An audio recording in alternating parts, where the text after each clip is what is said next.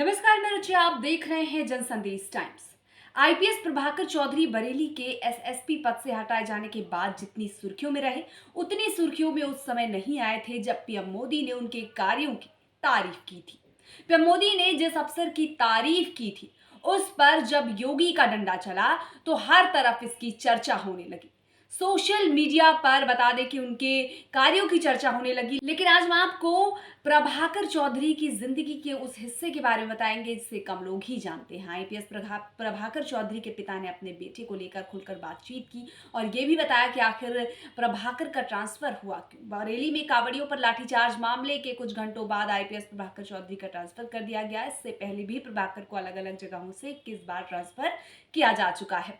Transfer मिलने पर IPS के पिता ने गुस्से में आकर कहा कि आज वो बीजेपी के खिलाफ रहेंगे। आगे चुनाव में कुछ इलाकों में तो वो बीजेपी को कभी जीतने नहीं देंगे। अपने कार्यों को लेकर अक्सर चर्चा में रहने वाले आईपीएस अधिकारी प्रभाकर चौधरी की जिंदगी बेहद साधारण बीती है।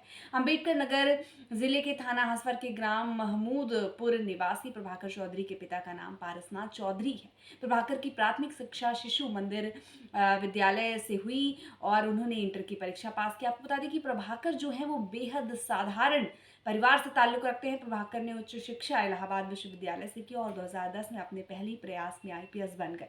प्रभाकर चौधरी के पिता पारसनाथ चौधरी सेवानिवृत्त अध्यापक हैं और वे विगत 40 सालों से संघ और बीजेपी से जुड़े हुए हैं। प्रभाकर चौधरी के पास गांव में 80 के दशक का बना पुश्तैनी मकान है और पूरे परिवार की जिंदगी काफी सामान्य तरीके से बीत रही है।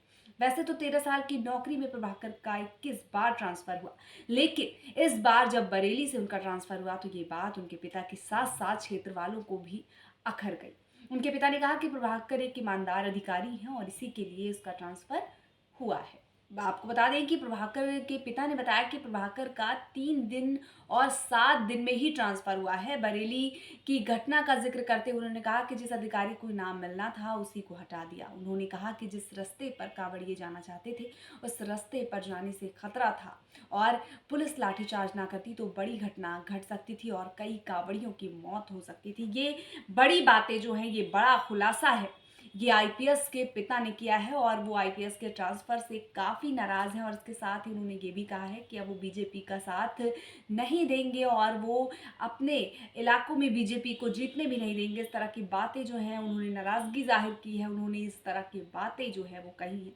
खैर, और किस तरह की बातें निकल कर सामने आती है, जैसा कि हमने आपको बताया कि मामला लगातार चर्चा में बना हुआ है और किस तरह की बातें इस मामले में निकल कर सामने आती हैं, देखना अहम होने वाला है। फिलहाल के लिए बस इतना ही। ऐसी ही और तमाम खबरों के लिए हमारे साथ बने रहिए और देखते रहिए जनसंदेश टाइम्स।